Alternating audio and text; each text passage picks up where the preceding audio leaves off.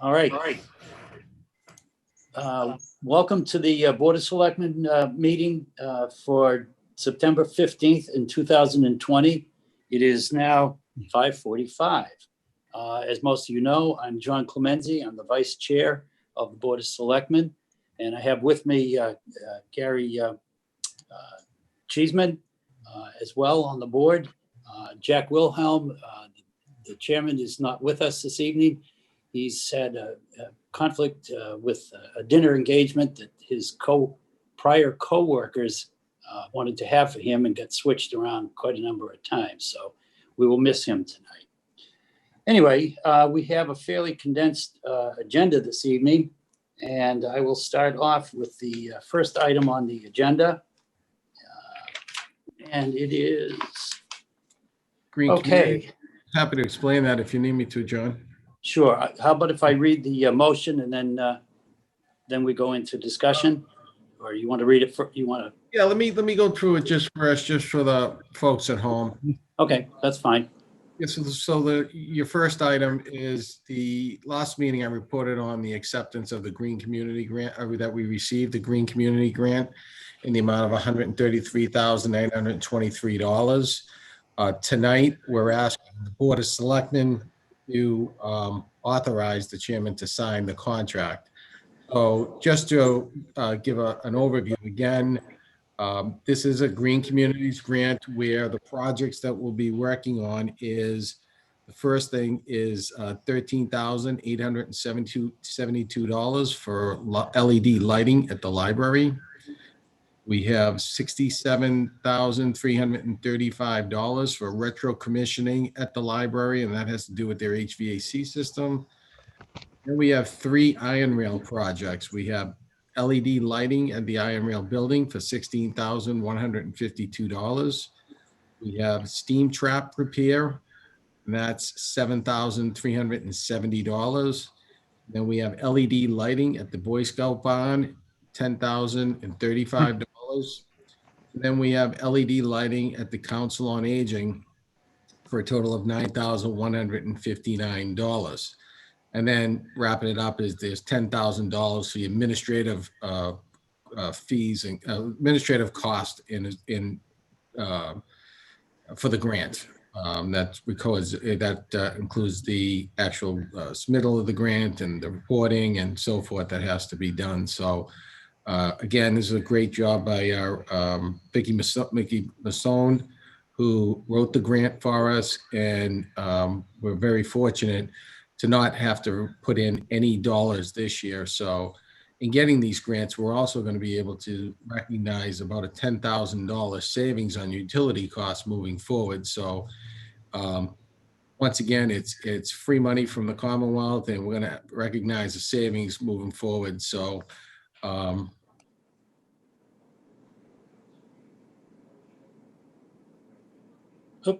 Anthony, you disappeared. Oh, still there. You went mute there, Anthony. Sorry about that. I'm working 2 computers. You went offline quick. Yeah, really. So John, there's the motion, and then the selectmen discussion, and happy. All right. I move that the Board of Selectmen accept the competitive grant award in the amount of $133,923 from the Massachusetts Department of Energy Resources Green Communities Division, and to authorize that the chair of the Board of Selectmen execute the contract on behalf of the board and the town of Wenham. I'll second that. Any further discussion, questions? Just a comment that, this is a great program to make the Wenham more energy efficient and really at no cost to us. So thank you to Anthony and the staff on this. Yes, absolutely.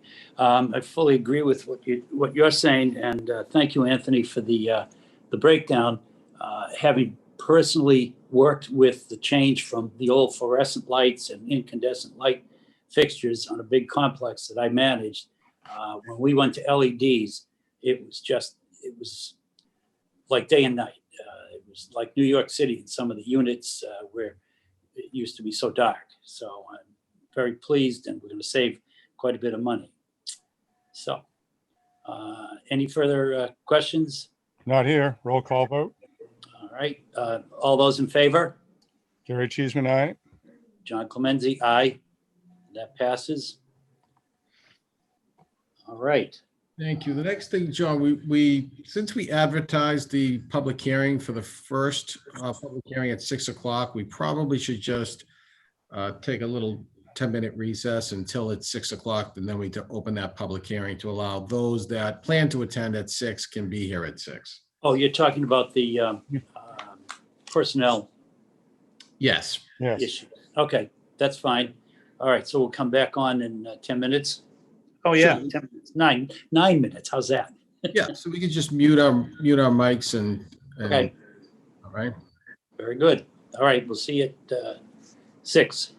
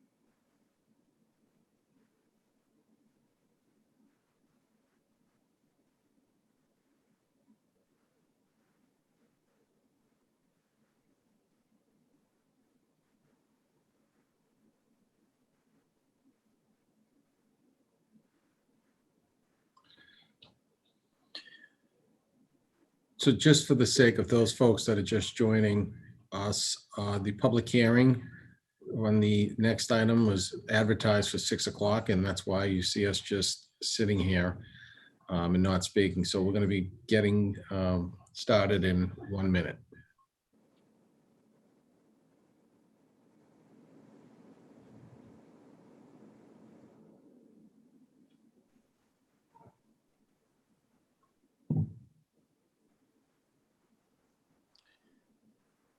All right, Anthony, I've got 6 o'clock.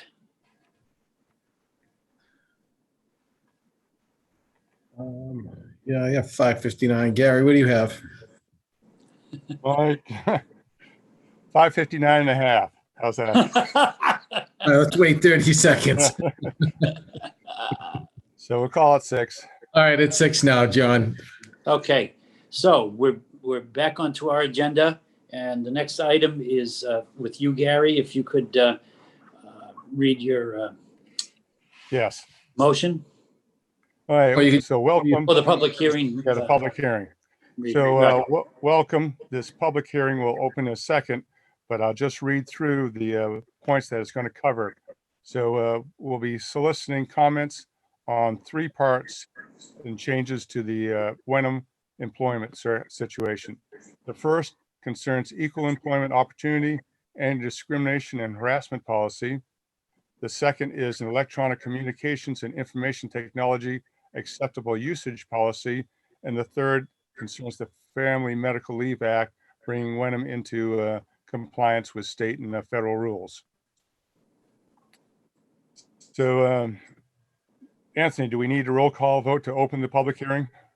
Yeah, you should read if I'll be happy to, if you want me All right. to read the legal notice into the hearing. Into the record here. Into the all right. record, yeah. Legal notice, public hearing on personnel policies. The Board of Selectmen of the Town of Wenham, Massachusetts will hold a public hearing on proposed new policies regarding the equal employment opportunity / anti-discrimination and harassment policy, electronic communications and information technology acceptable usage policy, and the Family Medical Leave Act. This public hearing will be held Tuesday, September 15th, 2020 at 6 p.m., which it is now.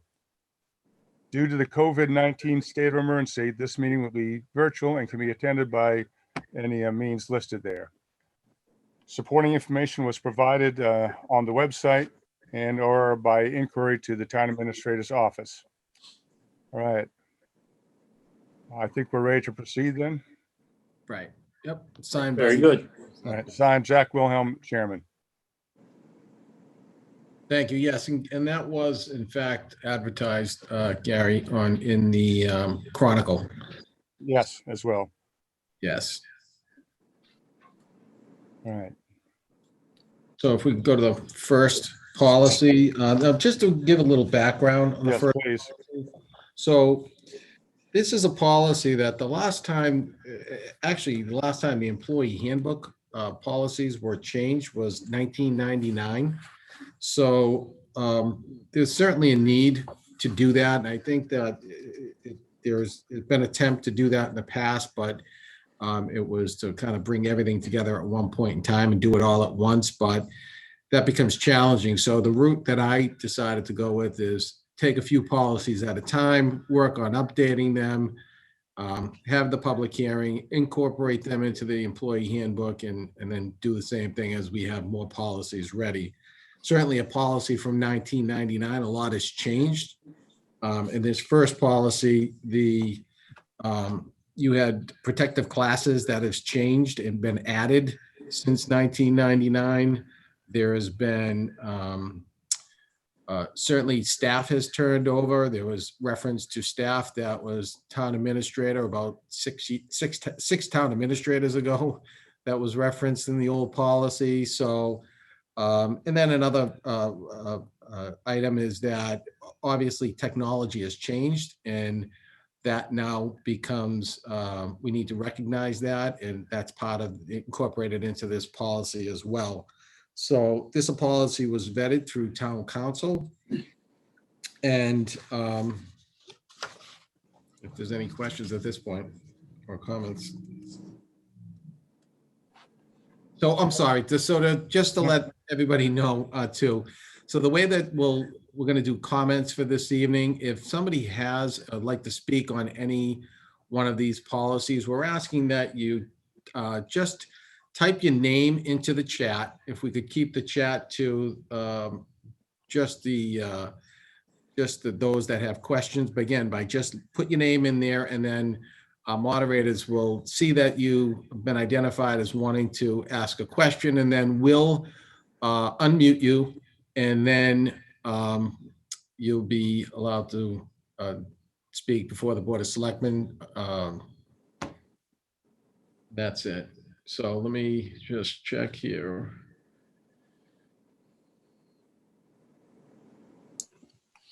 And Anthony, we should probably add in there that as people come on to chat, to please make your comments direct to the policy, not as a sort of debate between speakers.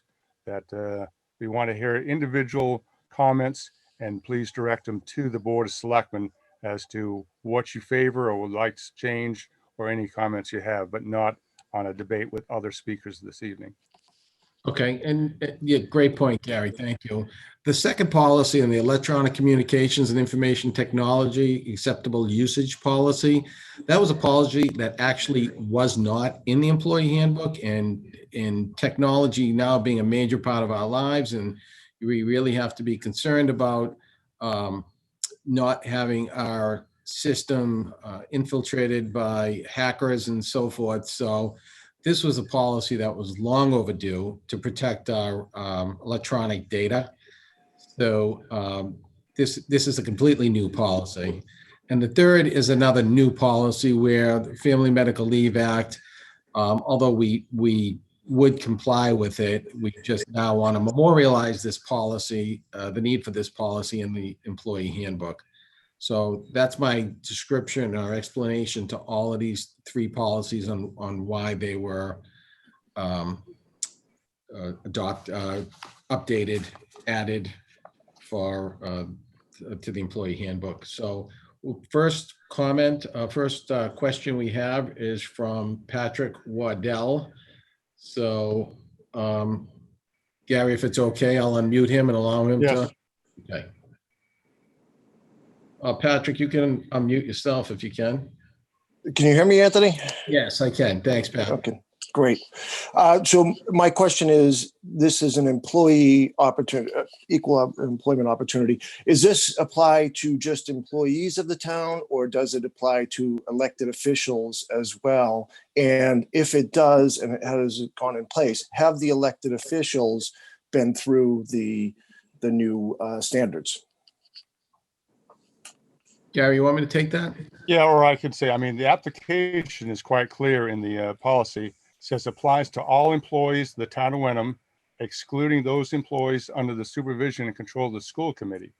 Employees whose employment is governed by a collective bargaining agreement are subject only to those provisions of the policy not specifically regulated by law or agreement. Anthony, you want to add on that?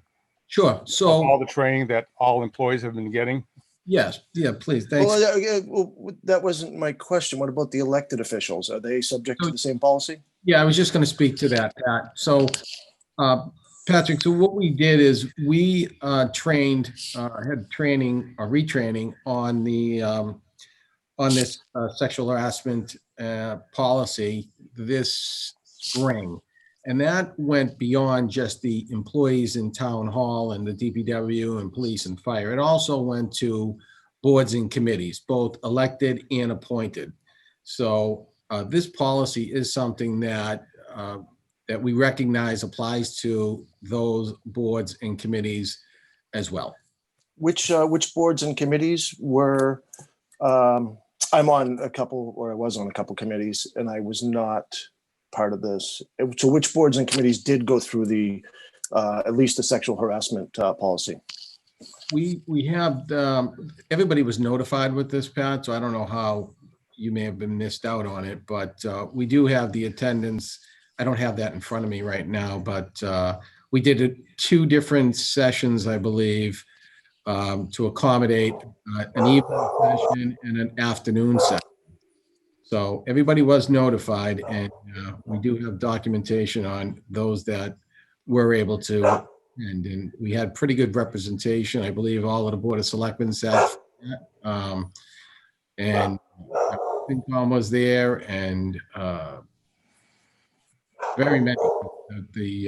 Both sessions were pretty packed. And those sessions were led by a professional trainer in this area, right, Anthony, as I remember? That we Yes. contracted in.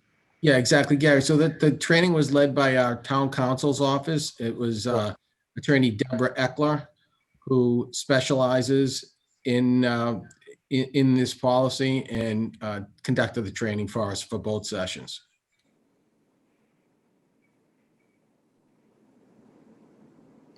Yeah, as I remember too, the Board of Selectmen's room was where it was held, and that room was packed full on both occasions during that training. It was very well attended.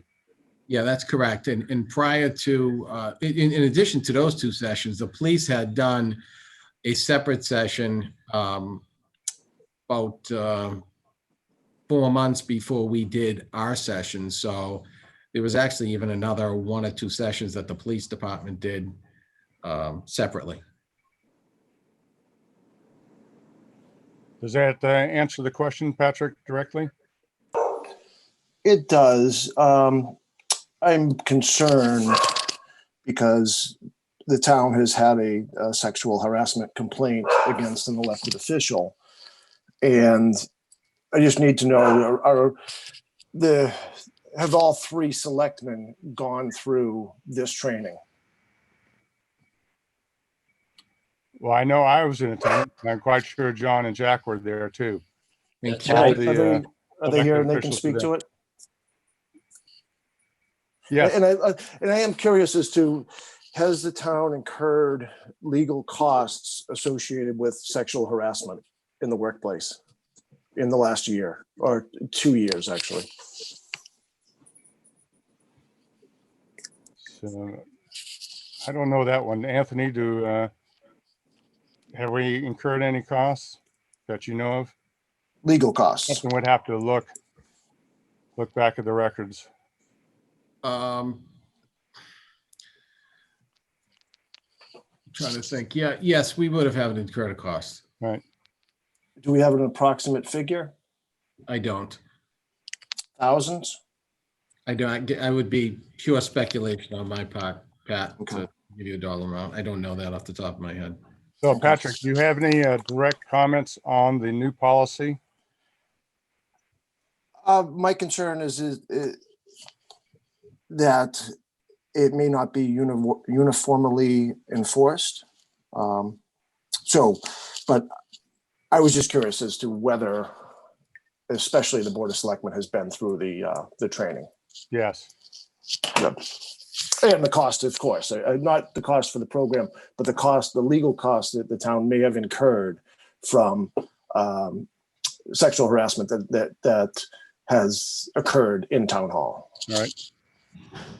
I can say, Gary, that the training that was conducted was done free of charge. It's part of Our overall contract with KB Law. yeah, exactly. All right. Do we have anybody else on the line, Anthony? I don't, that's the only person that's been identified that wishing to speak in the chat right now. Oh, hi, this is Carrie Gelsma. Do I need to, I got on late. I'm not sure what. Yeah, the Carrie, procedure so is. Gary, you're on now. yeah, what we asked is just anybody that wants to speak to just, it's fine, Carrie, now, but for those that may have got on late, if you care to speak on this topic, we're just asking that you put your name into the chat function and then we will recognize you. So sorry about that, Carrie. I should have repeated that earlier. Okay, I have a couple questions, but I'm happy to wait if there's a queue. No, you're up now, Carrie. Go ahead. Okay, I did get on late. I apologize. I did go through the Board of Select packet, and one kind of contextual question I have is is this kind of a standard town review of policies, or why are these policies being changed? And now from some of the former comments, I'm wondering if some of them are being, like the sexual harassment policy, is that being changed because of an incident of sexual harassment within town? No, as you came on late, you missed Anthony's fine preview on this. So as he said, the handbook dated all the way back to 1999. So this is a sequential update. These three policies were needed. We'll continue on future updating the handbook, but these are the first three that we brought up. Certainly the second one, electronic communications, as Anthony said, had not ever been done before and is very important in today's world of hacking and so forth. So no, it's the answer, Carrie, is this is the start of an ongoing update of the employee HR manual. Okay, thank you for that. And in the Board of Select packet, were the changes, the language that was bolded, the proposed changes? No, those are just No. emphasis, Carrie. The entire policy change to be brought up to 2020 standards, as the last time, as Gary had mentioned, it was 1999. So a lot of things have changed in 21 years, including the addition of protected classes. So all of that has been incorporated into this. So we basically scratched the old policy and just got the new policy from town council. It had a lot of the same context in here. It's just been updated. Okay, because I was trying to compare the old to the new, but it sounds like there were so many changes. You just went with all new. Okay, thank you. Exactly. I guess a follow-up question is, so, training is a great start and policies are great starts, but I am concerned about sexual harassment and hostile work environments. And I was wondering if you could articulate what elected officials, town officials, appointed officials, and employees are doing to make sure that they're actually being implemented and followed so they're effective, and meeting the intent of the policy and the training is getting through. So happy to, Gary, if I may. Go ahead, Anthony. So Carrie, as we mentioned, we've done training with all employees and all boards and committees on sexual harassment and anti-discrimination, et cetera. So now, once this policy is adopted, if you look onto the last page, there is a page where we're actually going to seek the employee and or committee members' signatures, so we can have those on file so that they're made well aware that this is our policy. And this is a very important subject, sexual harassment, hostile work environment, et cetera. And it's something that the town has indicated that there's zero tolerance. And once we have everybody's signature and they're well aware of this new policy, we'll be able to make sure that we completely follow our policies. Okay, thank you. And my last question is, so what are the remedies or, what has been happened to address, you said zero tolerance? What does zero tolerance means when a sexual harassment occurrence occurs? There's different situations, Carrie. So we have, uh, I have some control over our employees, obviously with the approval of the Board of Selectmen. Now, as far as any board or committee member the appointed board or committee member that may violate this policy, that would be up to the Board of Selectmen at that point, or the appointing authority.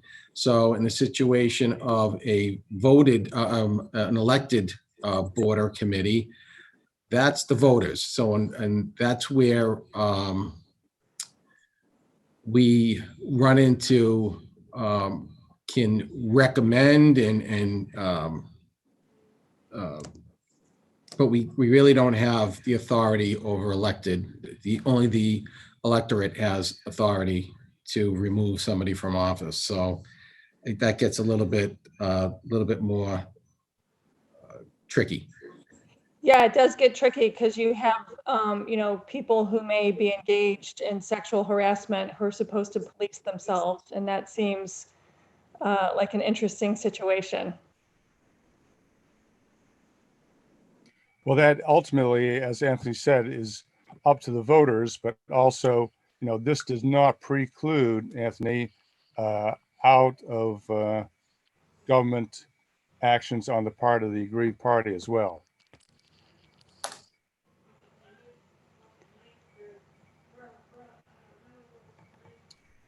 Anything else, Carrie? No, not at this time. Thank you for clarifying.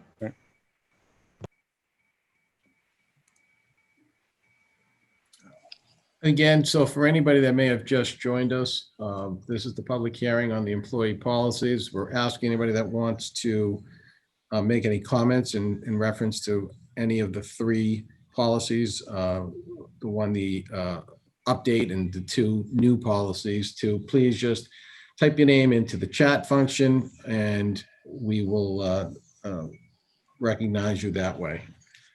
And Gary, it looks like Pat Waddell is the only Is there person. anybody else new on the line? Patrick is the only one waiting. Patrick is the only one identified who would like to speak again regarding this policy. All right. So Patrick, you got some more comments for us? I do. Well, I was reading you can hear me? Yes. Good. I was reading the policy and went to the signature page, but the signature page seems to only be the employees are the subject there, not all boards, committees, where a lot of this could take place. And also you referenced the voters, but wouldn't the voters have to be made aware of a situation that has happened or is happening in town? And there is a case right now where the Board of Selectmen is choosing not to release information to the town, which would inform the voters as to there's a situation that has occurred, Okay. that has been investigated and has been adjudicated by the Board of Selectmen against one of its own members. So how are we Patrick, do as you have voters? any comments on I- this policy I- going forward? Well, What would you I change? do. Well, What would you just change here? Well, I would not make it only to the employees. I would widen that scope. On the signature page, it says to be included in the employee file. I would make that, wider to include all boards and committees. And then you reference that it's the power of the vote to remove someone who has potentially damaged the town, yet we're not being open and honest. We are withholding information from the town by holding executive session minutes Well, from being released. Patrick, let's get back on the subject of the hearing here. I hear and acknowledge your comment that we need to expand this from just employees, as the handbook is written for employees, to expand it document wise to include all officials, whether appointed as elected to it. All right. What else? Do you have any other comments on the policy as written? Yes, well, what about is the town to know when there is something going on, rotten in Denmark, as you will, if the information is being withheld by the Board of Selectmen against one of its own members? How are we supposed to use the power of the vote if the information is being withheld? Well, in circumstances, we'd expect that, if that policy is in place for all employees, then the aggrieved party actually has the initiative to take actions if they want to pursue it. So this does not limit, the aggrieved party. This is just the town's response to a particular incident. The aggrieved party also has other routes to cover. But shouldn't the town be made aware? Shouldn't the townspeople be made aware that not only that something has occurred, but also the cost? And that was my original question. Right. Is So what is we the need to- cost? So you would. So how are we going to address this in the policy? How are these going to be disseminated if something has been found to be credible and So you would actionable? want, all right, so you would want a broader description of the process on a particular complaint as to the steps of how it's handled within the town of Wenham. Not necessarily broader, more specific. Oh, yeah, more, okay, yeah. So more, step-by-step process as to how sample Adjudicated? adjudicated. Right. And how public documents will be released or held. When can they be held, and when can they be redacted and released? All right. And it seems to be very muddy waters here as far as meeting minutes that are being withheld for I would say illegal purposes. Well, Patrick, let's stick to the hearing here. So we're talking This is the hearing. Yeah, but We're talking let's about stick- sexual harassment. Yeah, so so we're looking at procedure 4B. It says the town will investigate and will maintain confidentiality to the extent practical for the parties. For the complainant or the perpetrator, or both? Are we protecting perpetrators? Well, during the process, the confidentiality extends both ways until an adjudication occurs. So if there's been an adjudication, then the information is released? Because I believe the case that is before you has been adjudicated. Well, believe- understand this policy is from when the board votes it going forward. We're not addressing past history here. So that's under the rug. I'm saying that, this is a public hearing on a handbook that's going from the vote by the Board of Selectmen to adopt it officially for the town after this public hearing going forward. So as it's written now, it says, if determined that inappropriate conduct has occurred, the town will act promptly to eliminate the offending conduct and where appropriate, impose disciplinary action. And So I guess it would be nice if you would say what you're going to disclose. Because if you don't disclose, then we, the voters, don't Right. know. Right. And we can't exercise the power of the vote if we Okay, don't so know. we'll take that as a noted comment. We'll take a look at that and see what KP Law thinks about including such provision in there. Do you have that, Anthony? Mm-hmm. All right. And I would stress that I believe that the complainant has the right of privacy. The perpetrator, if found to be responsible and culpable, should not receive the right of privacy. That's Yeah, and that would be adjudicated through the process and would have to go on an individual case as to what happens there, depending on And- disciplinary action or something, because And obviously. when is adjudication complete? What do you consider that to be complete? A punishment meted out by the Board of Selectmen, or does it have to go through the judiciary? Well, it depends on the circumstance. So the some of the employees would be covered under bargaining agreements. Others would be direct by the Board of Selectmen through the town administrator, as it would be for any other discipline problems. Whether it's the show times or work efforts or so forth. If we have any problems with an employee, then that would be handled on a day-to-day basis by the town administrator. And if, significant action was to be taken, then it would be handled by the Board of Selectmen for the final decision. And if it is a member of the board, does that go to the governor then? The Board of Selectmen have, 2 out of 3 Self-policing? 2 out of 3 make a majority vote, right? But if you have one who is the perpetrator, then you have 2. And a Which is- 1-to-1 vote would mean what? 1-to-1 vote, if there's makes a quorum of 2, but a 1-to-1 vote is no decision, like on any other decision by the Board of Selectmen. So that what would happen then? Patrick, the Board of Selectmen doesn't have the right, even on a vote, to remove another member of the Board of Selectmen in this Oh, situation. I'm well aware, but if you have 2 separate ideas of what is fair, and you can't come to a consensus or unanimous, it would have to be unanimous. What happens?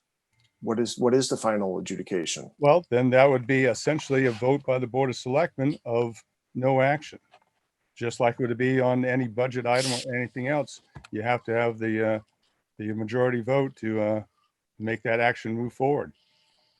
Which would mean a perpetrator could potentially walk away scot-free with no one knowing outside.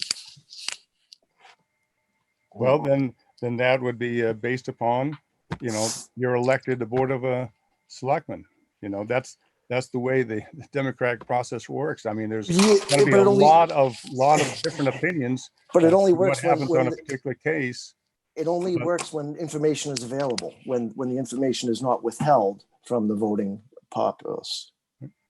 The information has to be made available to have an informed electorate to decide, to determine whether someone is fit So to Anthony, then what we serve. need to do, I think, is to talk to KP Law and perhaps specify within the document here as to what information would be releasable under the circumstances of the complainant wanting to go forward or not with the particular issue. So let's address that to KP Law and see if we need to include in the policy here a determination of under what circumstances what particular information is releasable. But why would you push that back to the complainant? You've got a perpetrator and you've got a complainant. If you redact the complainant, you have a document that stands on its own without, it shouldn't fall back on the complainant whether or No, not. I'm saying the complainant could still continue to go forward, but my last line there is for Anthony to ask KP Law to determine for inclusion in this policy, under what circumstances is what information releasable. Mhm. All right. So Okay. that should cover. Yeah, but it should be completely independent. Once it's adjudicated by the town, it should be completely independent of the complainant if the complainant can be kept Kept private, anonymous, as confidential, here. redacted through the Yes, document yes. So we and agree to that. unidentifiable. So Yes. we're taking that for note, and we'll see if we need to rewrite that with the KP Law, that the paragraph, section 4, paragraph B. All right. Anthony, do we have anybody else in the queue? Looks like Carrie Jelsma, is that new or was that from the first one? Hi, no, it's not, it is new, yes. Okay. I had All a right. couple follow-ups. Go ahead, Carrie. So I guess I just wanted to point out that I don't have the policy in front of me, unfortunately. I did read it, but I don't recall a significant level of detail that you're referring to specific language. But I do just want to point out that there has been discussion about an aggrieved party or the complainant taking action and taking initiative. And I just would like to point out, and I think that the town is looking at this policy is an excellent first step for the town to not leave the responsibility on an aggrieved party, on a complainant, to resolve a sexual harassment case completely on their own shoulders, that the town is taking a proactive stance. But I do think it sounds like from this meeting and what I do recall from reading the policy is there's significant conflict of interest in the way the policy is written now, in terms of if an elected official commits an act of sexual harassment, then they are left to decide how they are supposed to be dealt with the sexual harassment. So I guess my request is there a way to structure the policy and the process when there is a sexual harassment case that is a workaround and eliminates the conflict of interest? Is there another body of decision makers or another process that can be created that eliminates the conflict of interest? And I don't have a proposal, but it just seems like the conflict of interest is significant. And again, it leaves too much, it's a lack of transparency, it's a conflict of interest. And I guess I'm still concerned about too much responsibility being placed on someone who is on the receiving end of sexual harassment. It shouldn't be their responsibility, and the town should be more proactive. And I do think the policy is a good step in being proactive. Well, I think the town is, being proactive here, putting this in place, as you said, and we're establishing a procedure here so that any complaint would be handled up through the town administrator to the Board of Selectmen.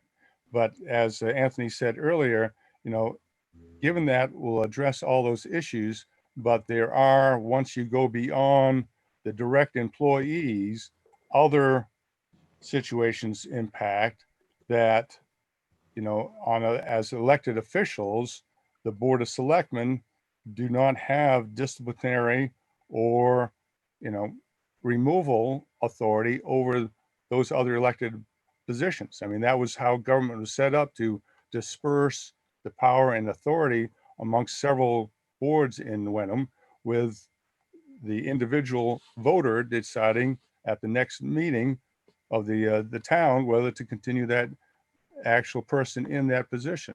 So there are ways to create, we're bogged down in process and procedure here, but there are ways to create other decision-making bodies and processes. And I don't have the answer. Maybe KP Law has some models to copy or look at or examples, or someone else from other towns, but it is a significant conflict of interest for an elected official to be the decision maker on what the consequences of his or her action should be in a sexual harassment case. Well, I don't see that. I request that either the town brainstorms more and request that KP Law or whoever else is advising you on this offer alternatives to address the significant conflict of interest in sexual harassment that creates a hostile work environment. All right. Noted. And we'll talk further with KP Law on that then. Thank you, Carrie. Thank you.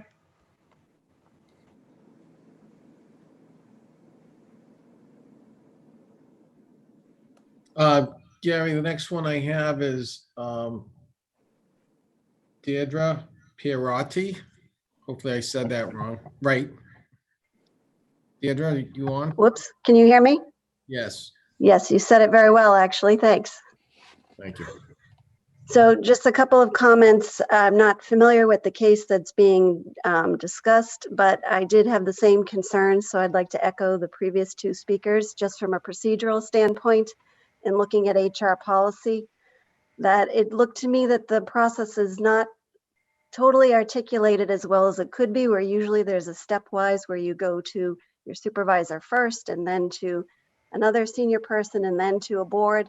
And then if it's a person who's on the board, where does it go then? Because I have to agree that having a 3-person board adjudicate a complaint against one of the members, to me, that's unheard of. Certainly, I come out of higher education. You would never have a faculty member adjudicating their own case. That it just could not happen. So I want to echo the other two speakers in saying there must be some other process that can be added to that.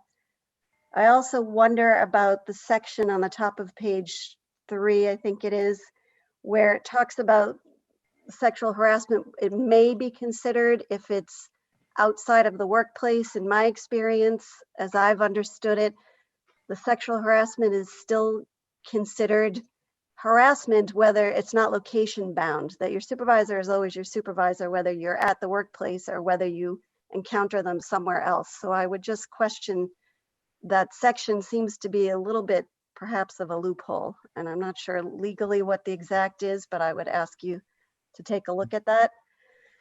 I'm glad to see that you're updating the policies because they do appear pretty antiquated from the manual that I looked at on the website. And I just wonder from a process standpoint also, are you taking these new sections and sort of dropping them in? Or are you sort of rebuilding it piece by piece? Because I guess in concert with the sexual harassment policy, I would also sort of want to see like a grievance policy, a code of conduct, and a statement of ethical behavior kind of thing.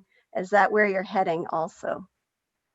Yeah, so this is, as Anthony explained in the preview, this is 3 sections, the first 3 sections to be updated on out of the entire HR handbook.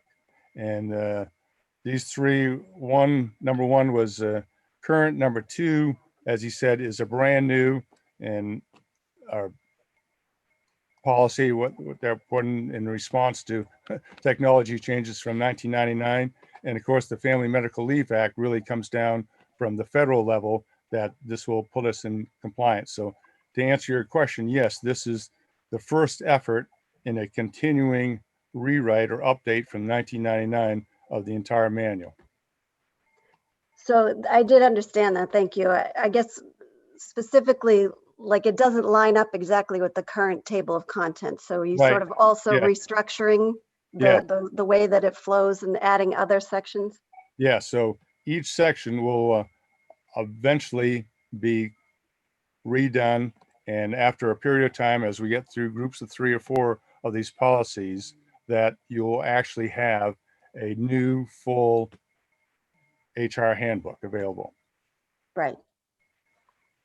with a table of contents that directs you to the right page. Yeah, Deirdre, and this was a complete rewrite of this policy. Yeah, right. Yeah, which is great. And I guess the other thing I would just mention that the signature pages, you know, from a process standpoint, again, it can be cumbersome to ask everyone to sign for every new policy. So perhaps when you get towards the end of it, it's more of acceptance of the entirety of the handbook rather than sort of a piecemeal acceptance. I imagine that's where you're heading. Yeah, most communities, and it was advised in town council that this specific policy, I think it's referenced in it, that it gets mailed out once a year, and we get a new signature every year on that. I see. So this is on the advice of council, and in my other 2 communities that I've worked in the past have done the same thing. So it's really bringing it up to today's standards. Great, thank you.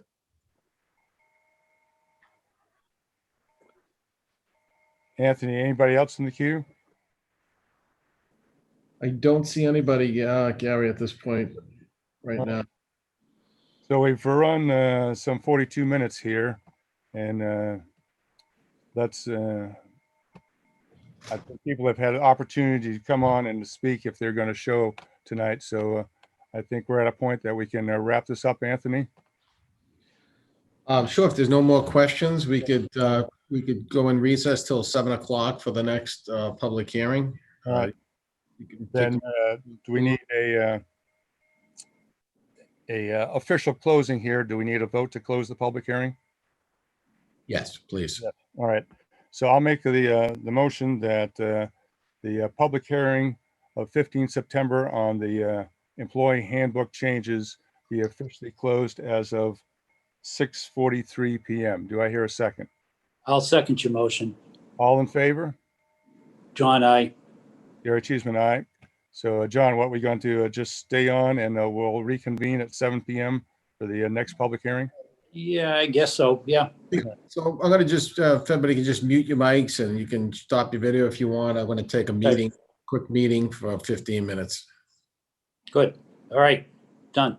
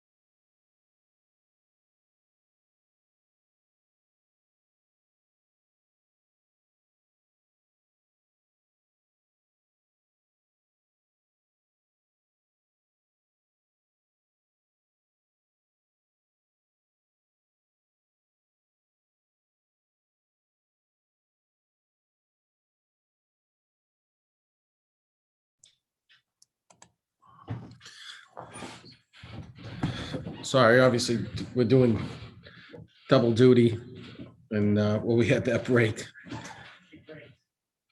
John, you gotta unmute yourself. Got it. Sounds right? Yes. Thank you. All right, are we ready to go? Yeah, I'm happy to explain this one when you want to. Okay. All right, we're going to get back onto the Board of Selectmen meeting for September 15th, 2020. And we're continuing on now with section C, which is the public hearing regarding the donation of a gazebo. Anthony, if you want to open this hearing for us, that'd be great. Sure. So to start, I'll just read the legal notice into the for the record. This is public hearing on the gazebo donation, and the Board of Selectmen, the town of Wenham, Massachusetts, will hold a public hearing acceptance of the placement of a gazebo donation. The public hearing will be held Tuesday, September 15, 2020 at 7 p.m. Please note, due to the COVID-19 state of emergency, this meeting will be virtual and can be attended by desktop, laptop, tablet, or phone by visiting the following link, or by telephone access as follows. And then it gives the Zoom information, the link, and the phone numbers to call. Supporting information, including gazebo specifics and sample photographs, is available at wenhamma.gov. Inquiries or questions may be directed to the town administrator's office by calling 978-468-5520, extension 2. The public is encouraged to submit comments in advance to Nikki Roebuck at wenhamma.gov and participate in the virtual public hearing. By the Wenham Board of Selectmen, Jack Wilhelm, Chair. It was published in the Salem, the Chronicle. So what we have here, John, since that time, I just want to bring to we originally posted the news section and on social media that the gazebo, and we referenced Pingree Park. So since that time, just as an update, where we put on both our webpage and on social media that Pingree Park is located within the Wenham Historic District, and the Historic District took the following vote: move that the Historic District Commission deny placement of a gazebo or similar structure into any private or public property visible from Main Street as inappropriate and inconsistent with the district as set up in 1972 under MGL Chapter 40 to preserve the historic character of the town of Wenham. Therefore, Pingree Park would not be available to place the gazebo. So the board will discuss accepting the donation and then looking for another suitable location to place it in. Very nice. Thank you so much. All right. I'm going to state the facts as I best know them. And that is that the Tamboni family has very generously is offering to donate a gazebo, a very beautiful one. Anthony, can you put that up on the screen? Yeah, and if I can, John, just, I'm sorry, one thing that I forgot to mention, that when, if a resident has a comment or a question that they'd like to make, the procedure for doing that this evening is to just type your name into the chat box, and then we'll recognize you in the order that you put your name in there. So we do have one person right now, but I'm going to move on to those pictures. 1 second. Thank you. So John, this is the picture, and that it was pulled from the company that Mr. Tamboni was buying the gazebo from. Yes. So yep. This was pulled from that website. And the next slide is the specs on what the gazebo would look like as far as the dimensions and so forth, and all the construction information that's necessary in order to construct the gazebo. The gazebo would be delivered by Amish Gazebos from Pennsylvania. They would install it on site at a location. The only thing that we were required to do is to have a foundation per the specifications listed on the plan to put that gazebo on. So I know that But just to interrupt you a second, a foundation would consist strictly of a 4-inch concrete slab, not into the ground, more than 4 inches. Yeah, I pass this off to the building department and DPW. looked at the specs and, Well, I've personally reviewed the specifications, and that's my background. And I would like to let people know that the specifications are also stamped and signed by an engineer to the standards of the ASTM, which means structurally it meets all safety requirements and building codes. yeah. And John, then another question we had is the picture an actual depiction of what the gazebo that is being donated look like? So just to point out, this is a side by side from the picture to the gazebo and the plans. It looks pretty identical to me. The thing is that the gazebo on the left, what we don't know is what's the dimensions of that gazebo. So that could be Okay. 12 foot. Yeah. That's If really, you look at the bottom of the, oh, well, it's not on this picture. yeah, it's there too. It's on the bottom of It's this a to the 12 right. inch, it's a 12-foot diameter, 10-foot high structure.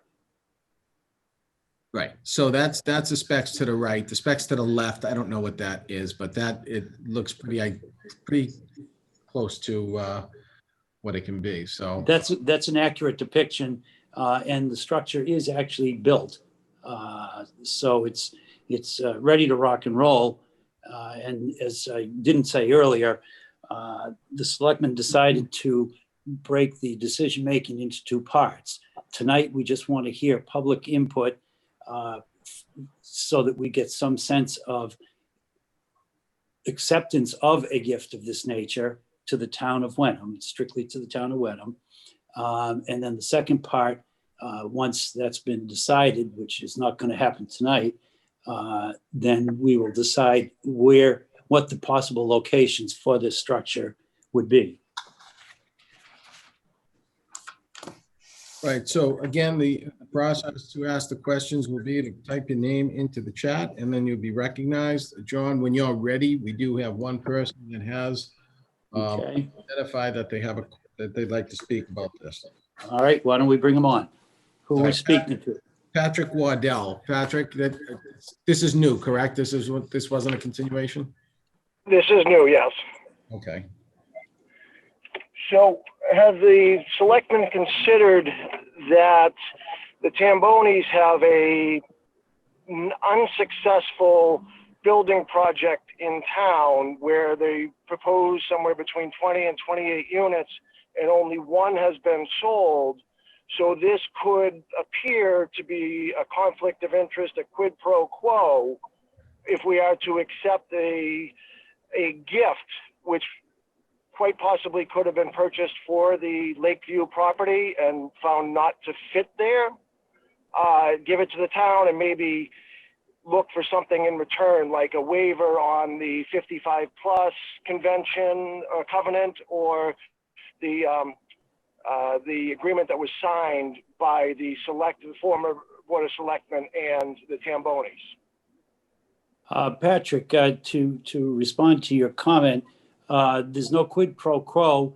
The requirements of the agreement were with the planning board's blessing and signatures and sign-offs, and there's no changing whatever is required without a very formal hearing to whatever that change might be, assuming there might be a change. But no, this has nothing to do with anything except a wonderful gift from a very generous family and to the town of Wenham. So this property, I'm driving into this property right now. They have sold one unit for $1.2 million.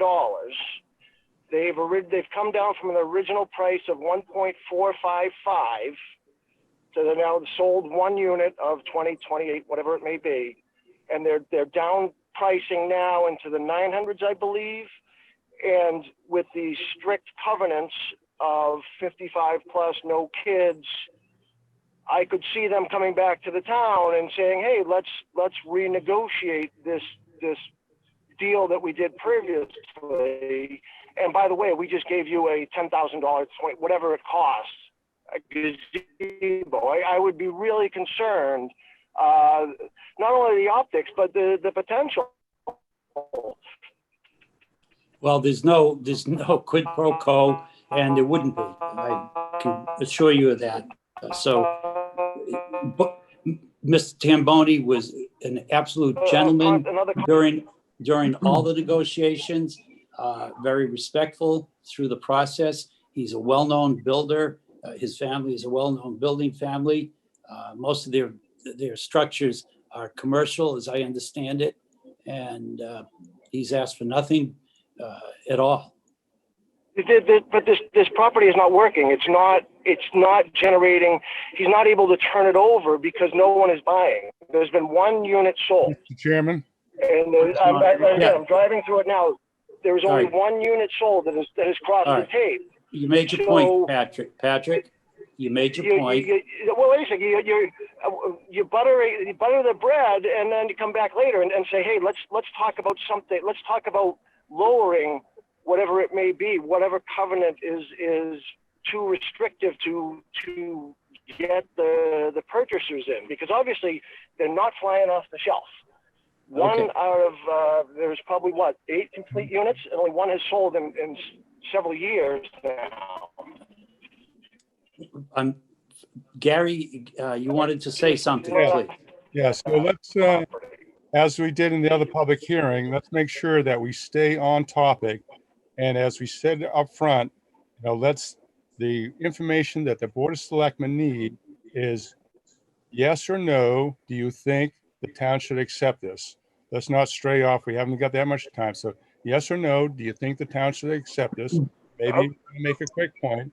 But the second is, where is a suitable location you think it is? So let's, how many people do we have in the queue there, Anthony? So after Patrick, we have Candy Martinez, who would like to speak next. Great. Why don't we move on to Candy, please? Okay, am I on? You are. There you go. Good to see you. Oh, hi. I'm a neighbor on Woodside Lane in Wenham. I'm also a member of the Hamilton Wenham Garden Club and on the garden committee that we've established in Pingree Park. My husband and I do support the generous donation of this gazebo to the town. I think it will complement the charm of our little lovely small town. I do understand the historical committee has had some questions about this, and I'm not sure what they all are. But anyway, I think it's a good sign when a community has gathering places for families and residents and gets people outside into nature and enjoying the other services that are provided by the town. So I guess I would say yes to the gazebo. But I would like to know more about what the Historic Commission is saying. Thank you. Okay, thank you. So John, the next resident that would like to speak on this is Mike Lucy. Oh, okay. Why don't we have Mike come in then, please? Hi there, can you hear me? Good to see you, Michael. Likewise. My first point is I would like to urge the Board of Selectmen to accept this very generous donation of a lovely gazebo. It's a very nice gesture. Secondly, I think that the Historical Commission's jurisdiction extends 300 feet. Surely inside Pingree Park, there's room to find a nice location. We cannot keep this town like it was in the 1700s, where people would like to enjoy these things, especially as gifts. Yes. And thirdly, I just want to correct Mr. Waddell. There are a number of units sold, from my understanding, at Wenham Pines. It is a wonderful development, and we need it desperately with respect to the town's taxes. I don't have to tell you what happened just a few weeks ago. In the space of less than an hour, good old Wenham raised taxes 9% to 21 bucks or something crazy. And we have nothing in the pipeline with respect to substantial incremental tax revenue. An over 55 place like this, we should all be on bended knee praying for the success of that project. It's 350,000 incremental dollars with no kids in the school. So appreciate your consideration. Excellent. Thank you, Michael, very much. John, the next resident is Bill Wilson. Mr. Wilson, welcome. Hey, thank you very much. Just going over a couple points here. Patrick Waddell said only one unit's been sold. There's actually 5 units that have been sold. Usually walk through there every day, which is, it's a wonderful place. But there are 5 units sold according to the sign on the front. Regarding quid pro quo, you know, we don't play in that arena in Wenham. And if anybody does, then they should be summarily dispatched. It's just not a good thing. Regarding Candace Martinez comment, when we walk, my wife and I walk, we stop in the garden there every day and sit. And the garden is a wonderful place in that playground area to sit. A gazebo adjacent to that, where the garden club meets and sits on picnic benches, may be an excellent location for that. Regarding Mike Lucy's comment there, 300 feet, yeah, I think the placement is the big thing. I mean, just where are you gonna put it and where's it's gonna look like? But gazebos have been around for a long, long time. I mean, it's be a wonderful thing. I think George Washington had one at Mount Vernon, so it's not, you know, it's a historic place. And if you look at the playground area that we have that was willed to us in 1915 by the Pingreys there, it was for playground purposes. So something like this fits in.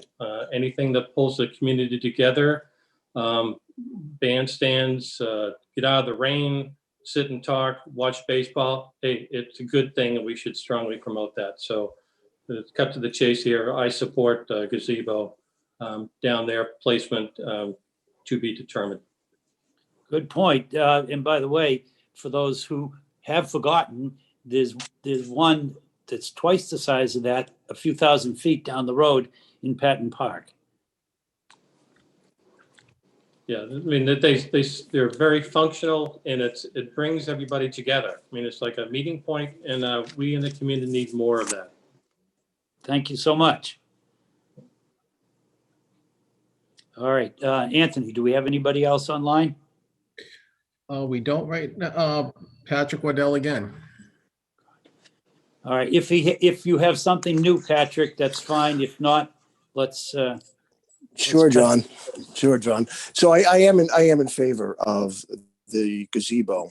When I reference the number of units sold, it's not the stickers on the doors. They will go through there all the time.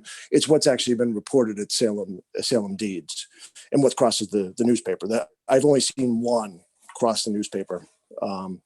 So I am for the gazebo. I don't know where to put it. I would say right in front of Wenham Pines, except that is also in the historic district. I would say Pingree Park is not a great place for it because there is a plan in place to reorient the baseball fields to they face the wrong direction. So there is a plan in place to redo the entire field structure.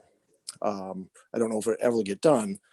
And then on the other side of the road is all parking during the sports seasons. So to put it there would just limit parking more than it already is. But I am in favor of the gift. I would be I would say we should take the gift after all units have been sold and the Tambonis have divested themselves of the Lakeview property. Okay, thank you very much, Patrick. You're welcome. All right, Anthony, anybody else come up yet? No, we don't, not right now. Again, if anybody resident has wishes to speak on this, we're asking that you please just type your name into the chat box and then we will recognize you to speak before the select board.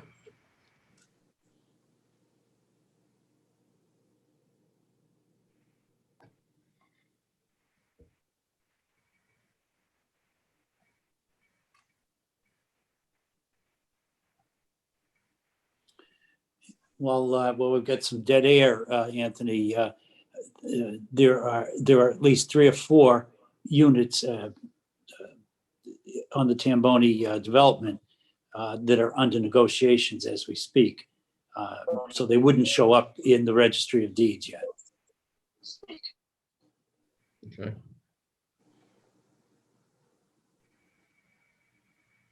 Is Gary still on? Yeah, there he I'm is. still there. So just because they're under negotiations does not mean they have sold correctly, correct? That's selling is when you actually cross papers and the deed is recorded. Yep, that's right.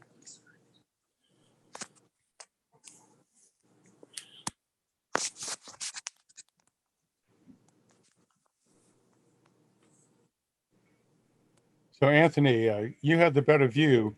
Are there more people actually online with the Zoom here? There is Right. apparently nobody. Mike Lucy, you have your hand up on the chat. Is this something new or is this? No, we're all set. You kindly gave me my opportunity. Thank you. Okay, thanks, Mike. I lowered your hand. That's fine.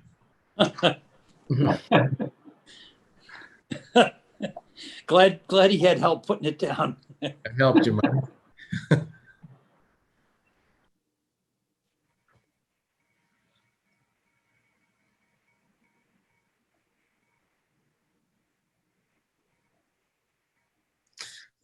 Nothing new, John. I don't know if you or Gary Okay. have comments.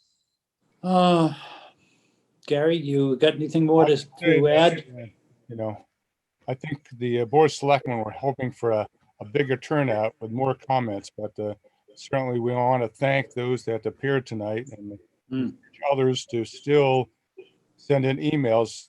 That was another question, Anthony. Did we get any emails as advertised on the website before the meeting? You know? Point. Good question. Yeah, we did have an email that I forwarded off from Catherine Harrison, All right.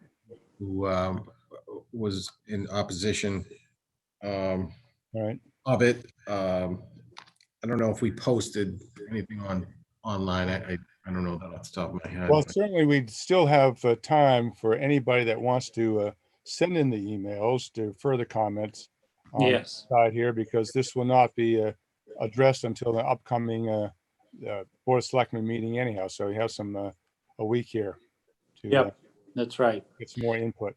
And we need to further soul search and mind search possible locations, maybe other than Pingree Park. Right. And certainly, you know, long-term too, we ought to consider that the town has made some investments in some of these other properties. So, you know, you have the tennis courts out in West Wenham, you have the soccer fields at out by DPW. So we ought to look at what other properties might benefit from upgrade, if you will, for the gazebo here. My Otherwise, point. nothing other than to say thanks to the citizens that did appear tonight. Yes, thank you very much. All right. Then if you don't think there's anybody else out there, Anthony, maybe we ought to bring the meeting to a close. Sure. Again, I see nobody has identified that they'd like to speak on this topic. So, But please, Gary's absolutely right. Let us know. Send in a note, send in an email, text, whatever, so that we can get your input. If there's other thoughts, ideas, or yes, it's a great idea to accept it, or it's not such a great idea. Okay, You want me to Well- make a motion to close then, John? I think we've covered the agenda for the evening. Yes, sir. All right, I make a motion that we close the public hearing concerning the gazebo, and then I'll make a second motion later to close the Board of Selectmen meeting. I'll second your motion for the Gazebo discussion. Gazebo. None here. All in favor to close the public hearing? Aye, John. Gary? Then I'll make the motion to close the 15 September Board of Selectmen meeting at 7:25 PM. Do I hear a second? I will second your motion, Gary. Any other comments? Any last business? None I know of. All right. Gary Cheeseman in favor? John, aye. All right. All right, everybody have a good evening. Thanks All for right. coming. Thank you, everybody. Well, thank you, Anthony.